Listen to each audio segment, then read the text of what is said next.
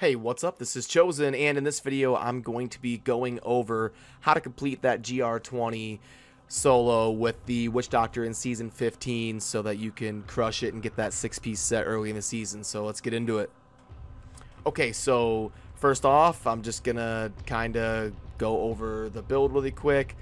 I like to use the Corpse Spiders, Leaping Spiders as my generator because they're gonna leap and keep proccing my Vision Quest ability so that I can keep that mana reduction up. But you can use a different generator if you feel more comfortable with it. Just you know, make sure it's one that's going to keep your Vision Quest up mainly. Spirit Walk Jaunt is kind of your movement ability. This is what's going to get you out of sticky situations. I like to always have my movement abilities on my right click. That way it's consistent no matter what character I'm playing, but you can put it wherever you would like.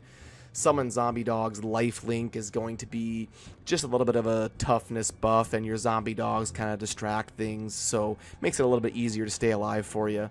Gargantuan Big Stinker is kind of the same thing. It's gonna just keep proccing your set. If you read here, the Gargantuan's one of the things that procs it, so it just helps keep everything going.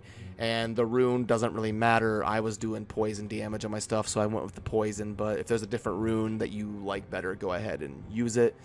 Soul Harvest Languish is also an ability that kind of helps your toughness, and it's kind of the main thing you have to worry about during the rift is keep refreshing your Soul Harvest. One thing that I do want to note on this is it stacks up to 5 times, which is based on how many enemies you hit.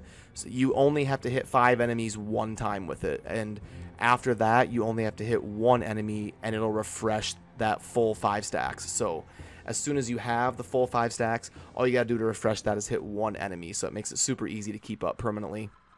And then my main damage dealer in this build is to run the Acid Cloud, Acid Rain. I like the range of the Acid Rain. I don't have to worry about, you know, being accurate with my casts, and I can get maximum utility out of my mana, so I go with Acid Cloud, Acid Rain as the main damage dealer. Spirit Vessel is the first passive that I always make sure I have as Witch Doctor. I do play hardcore, so I always want to have my builds be hardcore friendly and take advantage of the cheat death abilities, so that's one of the passives. Vision Quest is an awesome passive for this. When you cast your primary and do damage with it, you're going to get 40% mana reduction for 5 seconds, which is basically permanent. So the whole rift you're going to have 40% damage reduction if you're remembering to cast that primary and hit something with it every 5 seconds. Confidence Ritual, I found myself kind of able to stay within 20 yards of the enemies. I think during my clear I was talking about 25 yards, but I got the two numbers mixed up. So you do have to stay within 20 yards, not 25, if you hear me say that during my actual clear. But it's not too hard to stay within 20 yards. It is a little bit closer than you think it would be. Yards in this game aren't very big, so 20 yards is kind of like, I would guess, like from here to the stash. So like my Witch Doctor, this is about 10 yards, and then 20 is about to the stash. So it's about that distance if I had to kind of loosely guess. And then Spiritual Attunement, I found that when I was kind of practicing and playing around with this, my biggest hindrance during the rift was mana, so I went with this just to help myself keep that mana regeneration up and be able to spam those acid clouds. So yeah, that's kind of the main play style and build. And then as far as gear, you know, you're probably going to have much better gear than this. I'm just kind of handicapping myself. And, you know, I just took the first 4 random set pieces I got to get the 4-piece build. And you're going to have these 4, I think. I think the Hadrig's Gift 4-piece is boot, glove, shoulder, helm. So this should be what you have. And then I just filled in with random rares. And then what you want to do is craft a 2-handed mace if you don't have like a legendary weapon. Obviously, when you're doing your GR20 to start a new season, if you have legendaries that are really good, like, build something around them, take advantage of them. Like, don't use a rare instead or something. Like, you want to be able to adapt and take advantage of legendaries that you find along the way. But I want to make sure that my video is geared towards everybody. So like, even if you don't get lucky and find like a good legendary, you can craft a 2-handed mace and be able to crush it just fine. So next I'm going to go over and show me actually doing the full clear with no Paragon levels, no pylons, no follower, really handicapping myself just to prove that you can do this no matter what if you follow the guide, and some kind of stats to strive for to do it is probably like 450,000 damage and 5 million toughness. Should be plenty for you to get it done.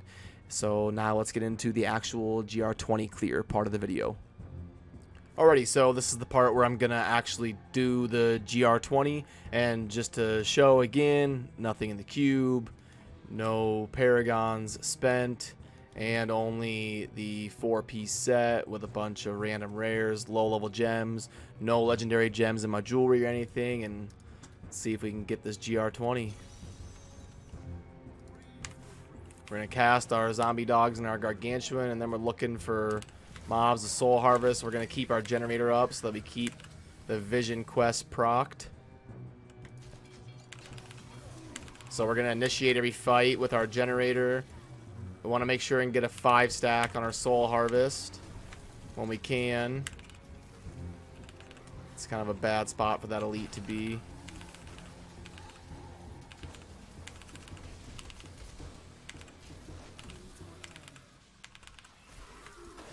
That went down pretty easily. We want to stay semi-close to the enemies so that we can... And remember, I'm not taking any pylons,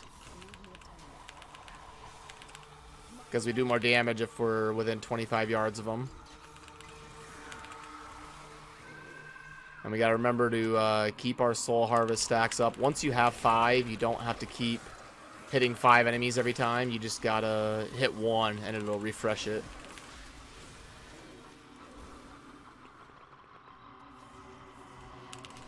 So right before a next level like that, it's good to refresh it, because you never know how soon you're going to see another mob to refresh it.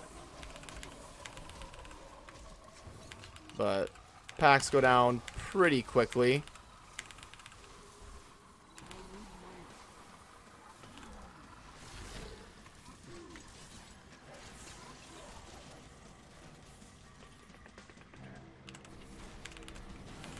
We're kind of looking for big clumps of mobs and elites. That's kind of what we're looking for.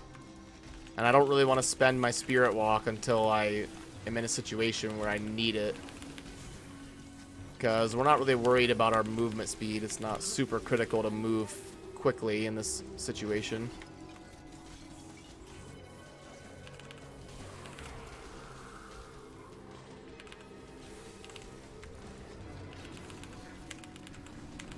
And when we see a pack, we want to spend all of our mana, do as much damage as possible.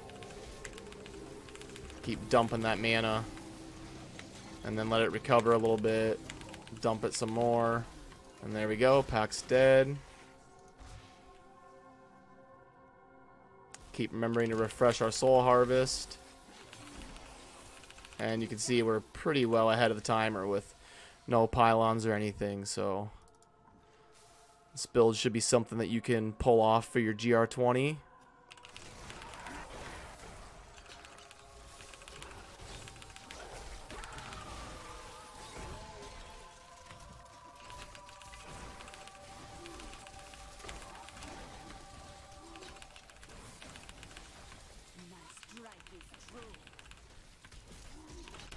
Trying to see, and that's a situation where you want your spirit walk off cooldown,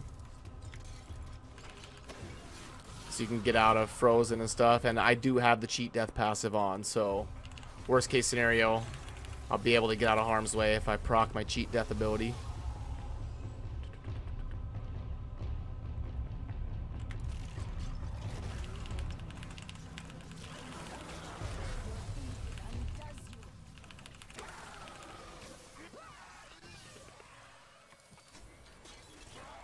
So yeah, like I said before, the main thing to pay attention to is that soul harvest cooldown. You don't want to lose your stacks, and you want to keep your vision quest mana buff up as often as you can by using your generator.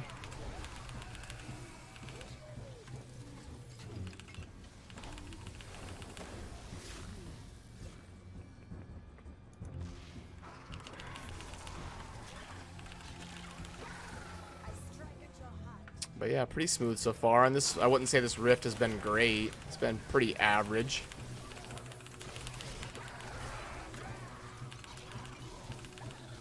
I want to stay within 25 yards of the pack when I'm attacking it, so I get that damage buff from that passive. And they fall pretty quickly as long as you stay pretty close to them. Remember, before we go to the next level, we want to cast our Soul Harvest.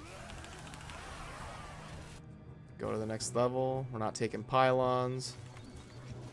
Proc our Vision Quest. Proc our Soul Harvest. Dump our mana. This is a pretty bad mob type.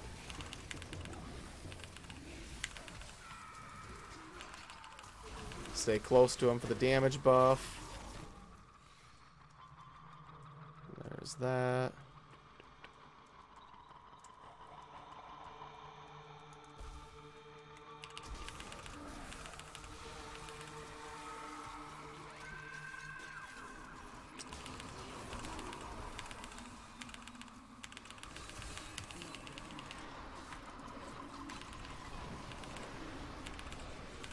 We want to stay as close as we can while still avoiding affixes.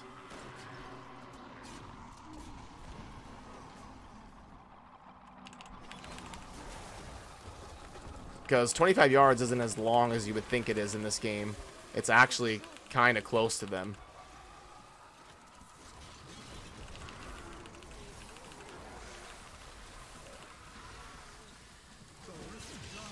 There's the RG. It would be super easy. I would just pop that conduit, burst it down, refresh our Soul Harvest, try to stay within 25 yards. Use our generator to get that buff up.